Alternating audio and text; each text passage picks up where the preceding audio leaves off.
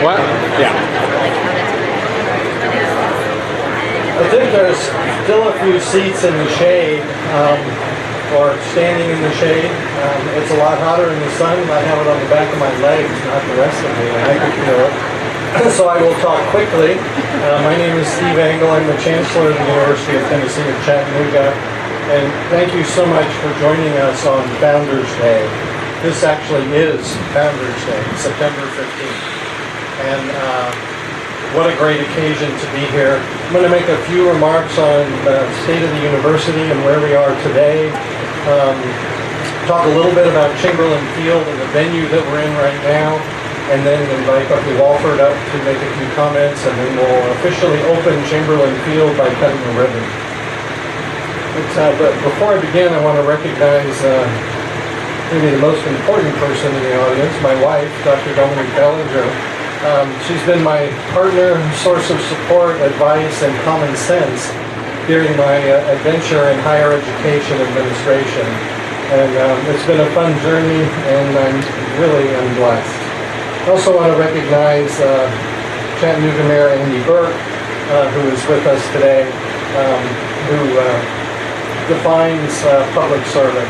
And it's been such a pleasure to partner and work with Mayor Burke. And whenever we need something from the city, he's got people there, or he's there himself.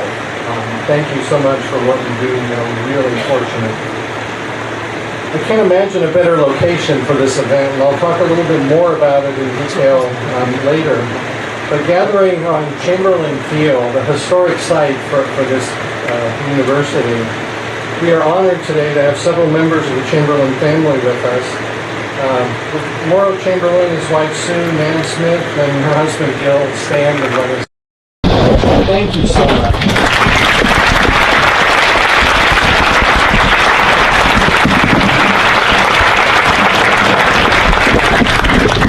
Where we came from is important, and the people who made a difference. I know it's hot, I'll be quick. 130 years ago, the founders of Chattanooga University opened the doors to an institution that they hoped would provide a first-class education in first-class facilities at the lowest possible cost, a school of the people good enough for anyone to attend. On Founders Day, September 15, 1886, exactly 130 years ago, enrollment was 177 students. Today, enrollment for fall 2016 is 11,533 students, which is an increase over last fall. So, this university is very good. The early images of our institution capture a sense of blending academics and people as a catalyst for community, disseminating knowledge to better the lives of many. We continue adding more detail to these images, providing an excellent education and connecting to the community.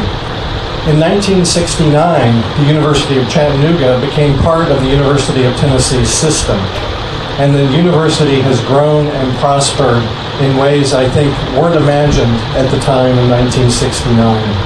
But over the 130-year journey now, we are almost 50 years as part of the University of Tennessee. And we're honored today to have the University of Tennessee President Joe DiPietro, trustees John Foy, I guess Vicki Gregg could not make it, but Susan Davidson and Rachel Smith. Thank you so much for what you do for the University of Tennessee.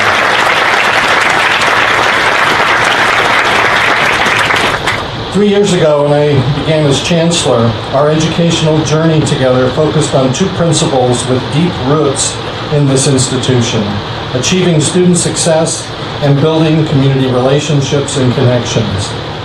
As educators and administrators, we ignite the flame of learning that lights up questions of curiosity and leads to exploration. Learning becomes an adventure into the unknown, encouraging students to be creative, to think outside of a particular discipline.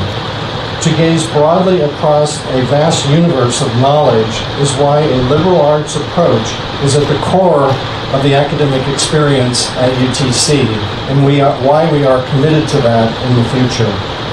We educate students to be good citizens of our society. Our students apply classroom knowledge to real-world problems in our community and our region. As a university community, we embrace and acknowledge our responsibility to add benefit to the quality of life for all Tennesseans. Over the years, people are our foundation, the driving force of our institution. At the heart of everything we do are great men and women, faculty, staff, students, alumni, friends, and partners. The people who are UTC are passionate, dedicated, and visionaries who know our job will never be finished. We stand on the shoulders of those who come before us. We benefit from their knowledge, experience, and even their disappointments and setbacks. This is certainly true for me. I stand on the shoulders of the chancellors before me, building on their accomplishments, seeking their advice and counsel, and help on a regular basis. And it's a pleasure to have former chancellors Fred Aubert, Bill Stacy. I don't know if Roger Brown was able to make it or not, but all three of them are still in Chattanooga, committed to this community and this university. And I thank you so much for what you've done and what you continue to do.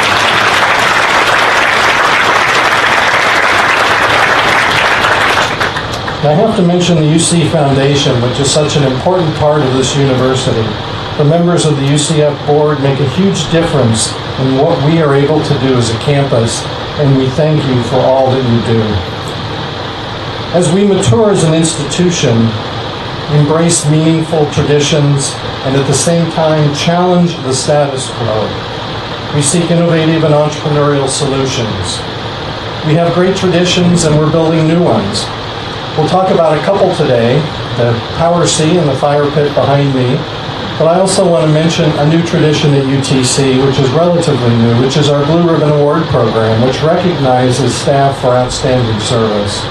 Our most recent Blue Ribbon Award winners are seated down front, I believe, and perhaps. And would they and our former Blue Ribbon Award winners stand if they're here? It's really the passion and dedication of our staff who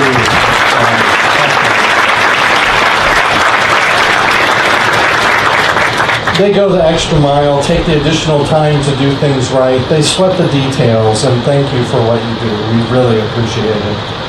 The quality and diversity of our faculty is the linchpin that enriches our teaching and student learning. It transforms incoming freshmen into upperclassmen and then into well-prepared graduates who realize there is nothing that they cannot achieve. Every day, our faculty as individuals and working in teams stimulate our students to think both inside and outside of the classroom, challenge them to question, and at the same time, be willing to listen to divergent points of view. At UTC, our focus is on students. They're the reason we exist as an institution. We're constantly striving to serve our students better as we drive to excellence as an institution. Each of us at UTC has one of the most important jobs in the world. We impact the future each and every day because we have the future of our society on our campus, in our classrooms. We prepare tomorrow's leaders who will navigate through the challenges facing our world. We celebrate the achievements of our students, and there's one special student, I don't know if he was able to come or not, Robert Fisher, who is here. He is back from Oxford.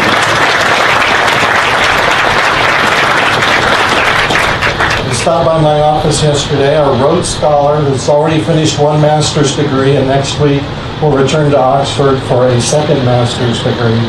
What a great success story, but also what a fine young man.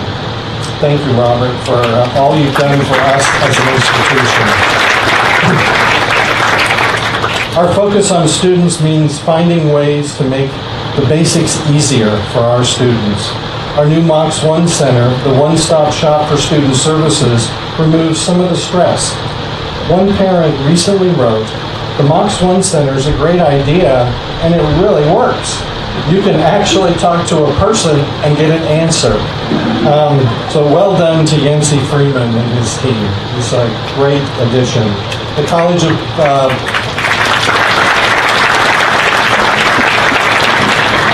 College of Business's Joseph F. DeCosimo Student Success Center was formally opened last night. It's led by Sue Culpepper, and it helps students succeed. The charge, academically prepared, business world ready. There are many more examples of what we're trying to do to help our students be successful, remove barriers, and they excel. A few numbers. Graduation rates are up 9.2% from 2010. Retention for first to second year students this year was 72% for students remaining at UTC. An additional 13% transferred to another four-year university. So our overall retention rate was 85% for this past year for students continuing in their university education, which is extremely high. Enrollment has risen since 2010 by over 6%.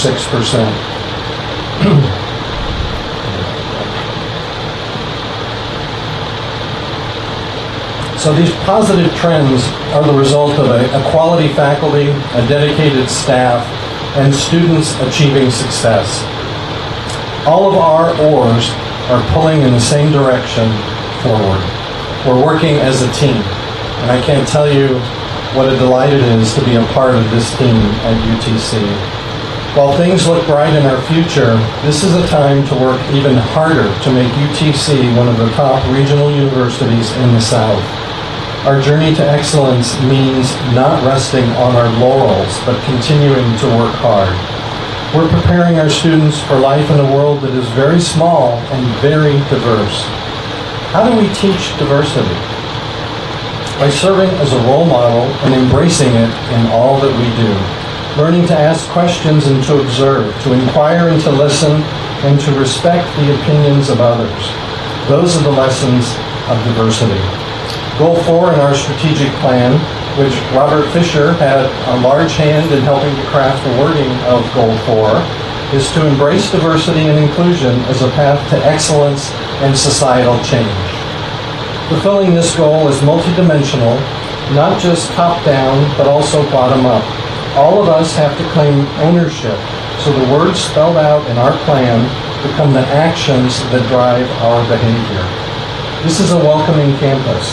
Let's all ensure that that is how we are seen and how we're known. Knowledge is both diverse and inclusive. Achieving excellence requires diversity and inclusion. Our Multicultural Center is holding a series of discussions this year about diversity and inclusion. The first of those is September 20th from 7 to 9 p.m. And the subject will deal with diversity in the presidential election. On October 4th, the second one, will hold a campus town hall meeting dealing with what does diversity mean at UTC, also at 7 p.m. in the Multicultural Center. Our academic signature is being defined and there are difficult choices to make. The goal is to channel finite resources to maximize student outcomes and community impact. To do so, we must eliminate unnecessary overhead, concentrate on students, focus on excellence, and leverage our partnerships. Our early founders had high expectations, and today we continue to try to live up to their vision to impact our community and our students. I believe their hopes are our reality. We're forging connections to our community, literally, by developing student housing on Vine Street in partnership with UNAM's planned retail and housing development along Vine Street to Georgia, designing a new intramural sports complex adjacent to Angle Stadium, planning a health science building on 3rd Street in partnership with UT Health Sciences and Erlanger that will house our new physician assistant program. Engaging with the City of Chattanooga to imagine a dynamic Patton Parkway with a direct connection to the MAP building and our business innovation and continuing education programs. Our words have to mirror our actions. That's the measurement of success, and I believe they do. We're building bridges with our educational partners at K through 12 as well as post-secondary education at Chattanooga State, Cleveland State, and Motlow State. We're trying to have transfer pathways that ease the transition to a four-year institution, particularly for students who take advantage of the Tennessee Promise. We reach out to those who serve and protect our country by developing business world-ready veterans with skills to compete in a civilian world. And our Veterans Entrepreneurship program is a shining example of this, and the brainchild of Robert Dooley, our Dean of the College of Business here at UTC. We've joined the family-friendly workplace challenge of Mayor Andy Burke. We're supporting Hamilton County Mayor Jim Coppinger and his education initiatives such as Pathways for Prosperity.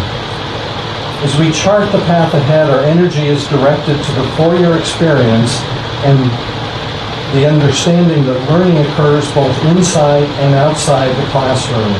Student participation in research, scholarship, and creative activities is part of who we are as an institution.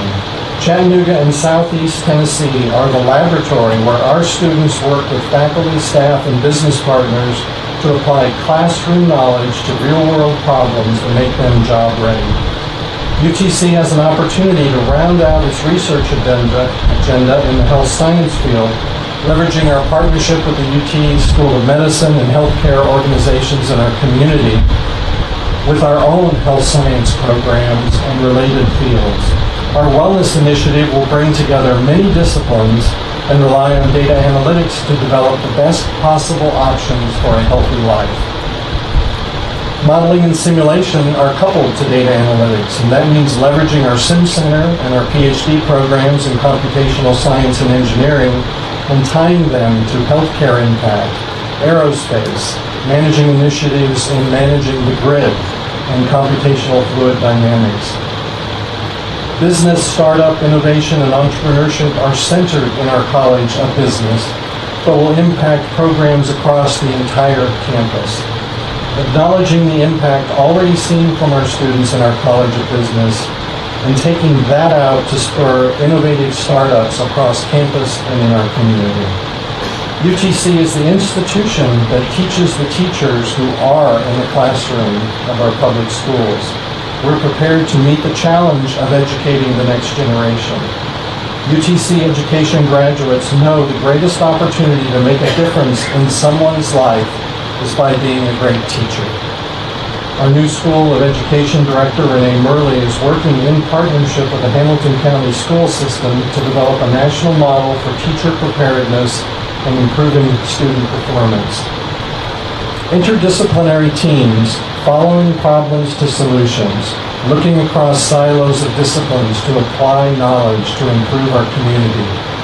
Ann Yoakum, our Director of Civic Engagement, is ensuring we listen to and partner with our community as we plan our course ahead. We hope the University of Tennessee system is proud of UTC and what we bring to the system. We're unique. We don't want to be UT Knoxville. In many ways, we want to be even better because we can connect with our community in a way that Knoxville can't given their mission. We're focused on applied research. We're focused on solving problems in our community. We're focused on being a partner and inviting the flagship university in our Institute for Agriculture, our health sciences campus, to help solve the problems here in this community. We prepare students to fulfill the needs of today and be the generators of solution for the unknown challenges of tomorrow. Everett Edward Hale, an American author and historian, said, "I am one, but I am only one. I cannot do everything, but I can do something. Because I cannot do everything, I will not refuse to do something that I can do." Each of us needs to practice this. Each of us is a source of power in the cause of education. Each of us standing as one but working together, committed to achievement, connecting. The catalyst that influences a community on the move. This is the University of Tennessee at Chattanooga. So, thank you.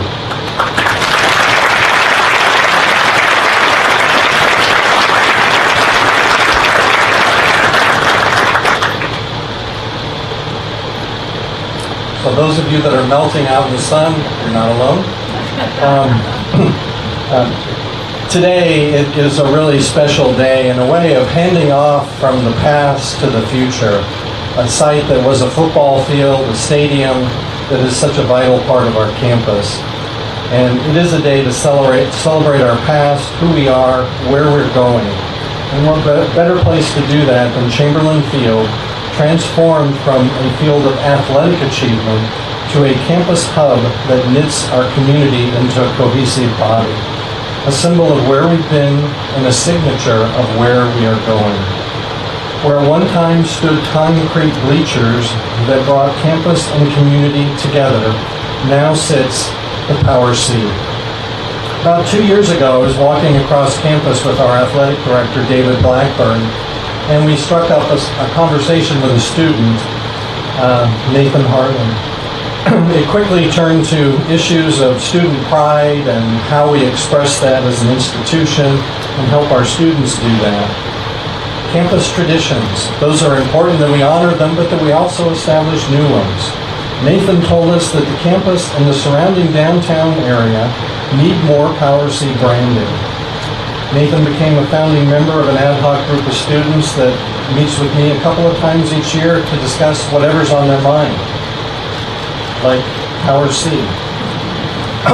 One of the suggestions that Nathan made was that we put a Power C on the hill off of Oak Street, that we have a fire pit with it, so for homecoming bonfires we have a place to do this.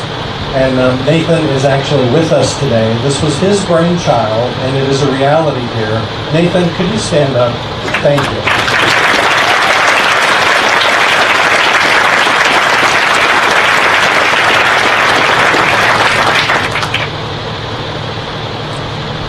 So it's also a sign that we're trying to listen.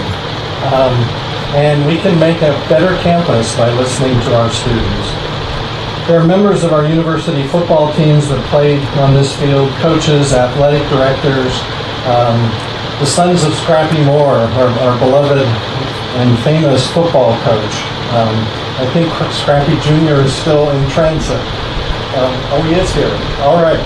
I saw his name on a chair that was empty, but I'm glad he made it.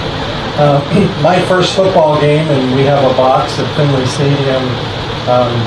David and Scrappy Jr. and their wives joined us, and it was really a fun way to start my tradition of UTC football. I think we have members of the Wilkes family who may be with us today also. Thank you for being here. I think we have some former athletic directors and coaches who are here in addition to our players. Thank you so much for being with us. We'll call you up in just a few minutes as we formally open the field. Having the Chamberlain family with us is extremely special. And when you think about Chamberlain Field, it's really a model of community connections. And why do I say that? The stadium was upgraded in 1922 as a Kiwanis project. The fundraising was led by George H. Patton, Morrow Chamberlain, and Silas Williams, familiar names. Now the field serves as a connector between buildings, new and those with a little age, and some public art on our campus. Between Lupton Hall, our former library, and the new library.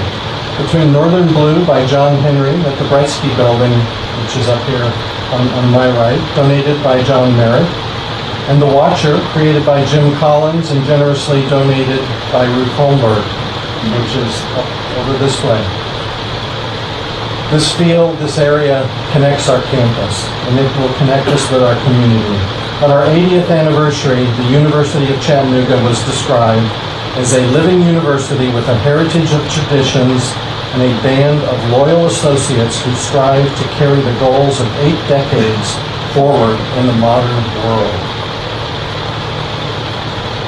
As we celebrate our 130th anniversary, Chamberlain Field is an active and vital part of UTC. And in one respect, we're handing it off from a football stadium that for maybe 15 years has been a work in progress, that is now an active, vital part of our campus. And I hope our former players feel we're providing the respect that it deserves, because they had such a great experience here. I want to introduce Mr. Bucky Wofford, who's a UTC graduate, played on Chamberlain Field. He is a tireless champion of UTC. In addition to running a successful business, he's chair of the UC Foundation and spends more time than you can imagine working with us. So, Bucky.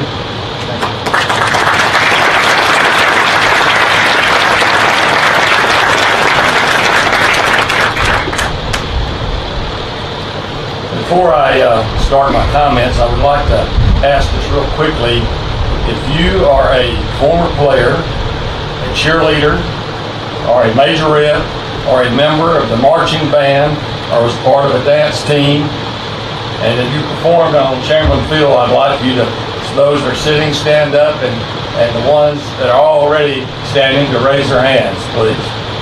Y'all do that?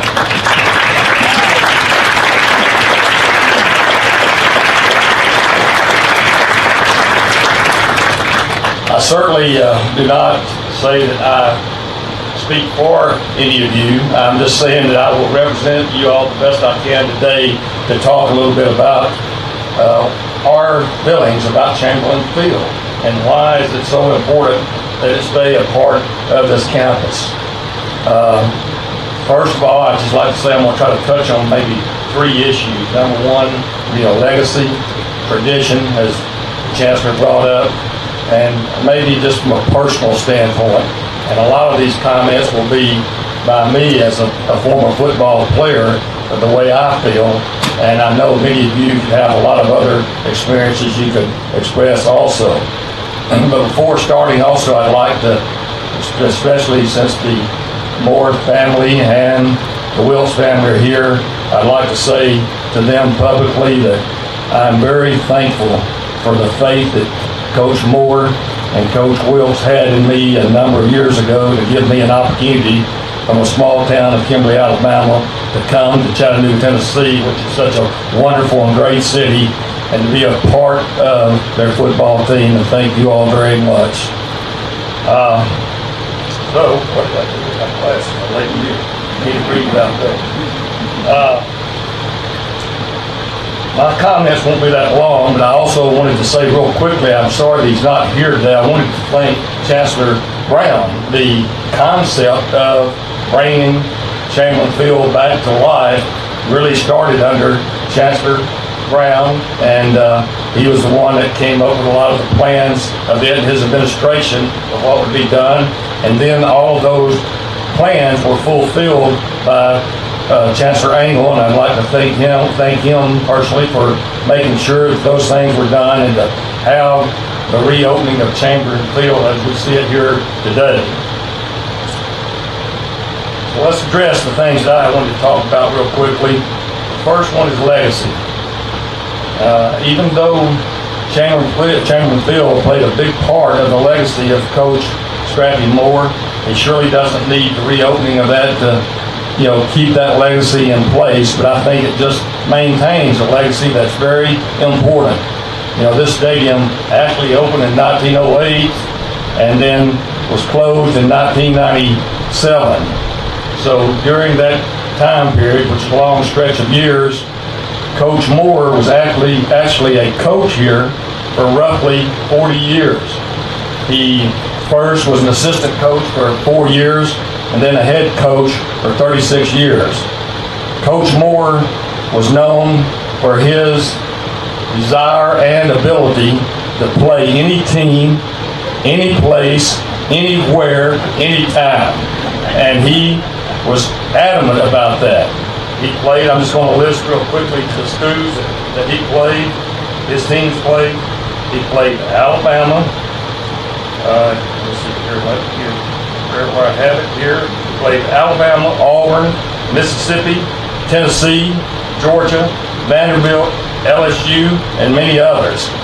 And he was not afraid to take anybody on. As a result of Scrappy's legacy, it just enhanced the legacy of Chamberlain Field.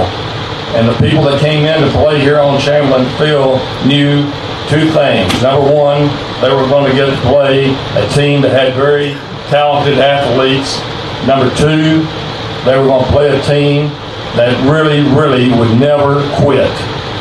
And they honored this field by holding that bond for many, many years. And when we played any team that was our size, we usually dominated them. And that was just the facts. And when we played the Southern Conference teams there, I don't remember one during the course that I know of that they ever beat us. So anyway, we have quite a tradition from that standpoint. So that leads me into the second part of my portion of my comments that stand with regard to tradition. In addition to winning games and having great teams, Coach Moore, Coach Wilkes, Coach Nardo, Coach Gary, and Coach Net were also developing young men. And I know the Moore family likes to talk about the aspect of, Coach Moore not only being a great coach, but he did develop young men, and I agree with that statement 100%.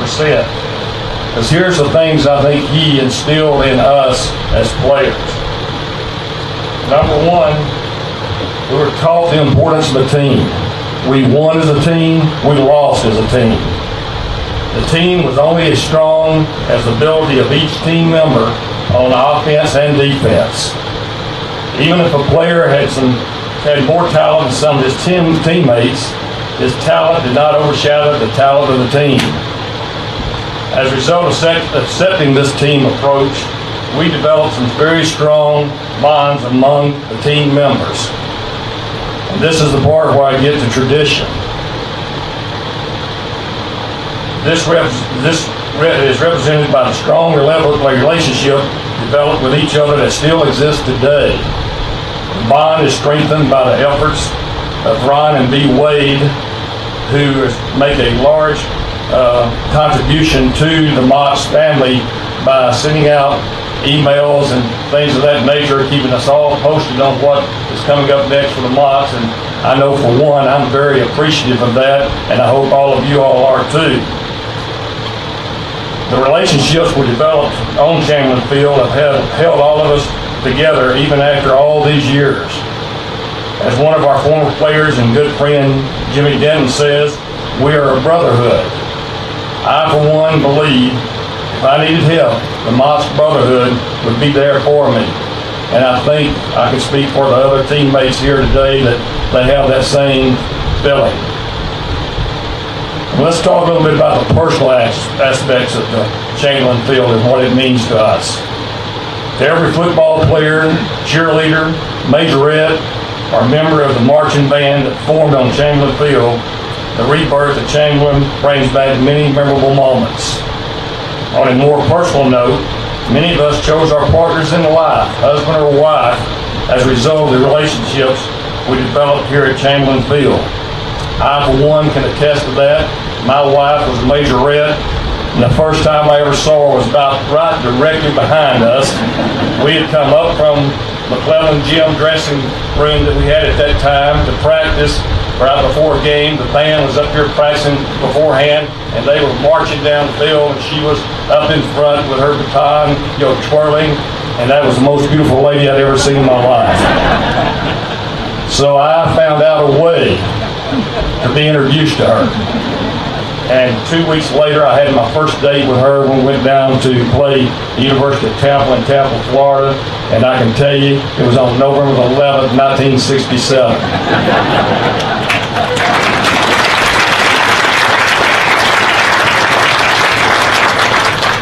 I dated her for about a year and a half, maybe 2 years.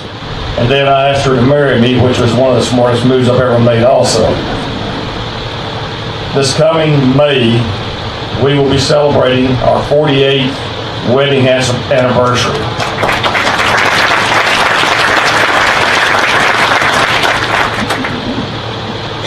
Chamberlain Field has been and always will be a major part of our lives. And that, my friends, is worth preserving. So thank you all for having this field restored and reopened today. And my final comments are 3 I's.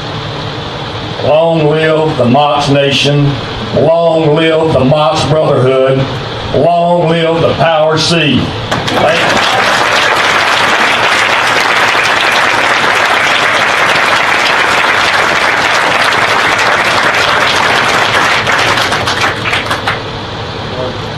Bucky. Not much to add to that. Thank you all so much for being here.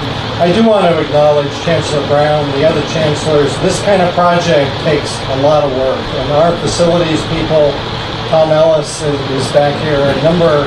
It's a team of people that made this happen to save the brickwork from the original Chamberlain Field that is part of the pavilion.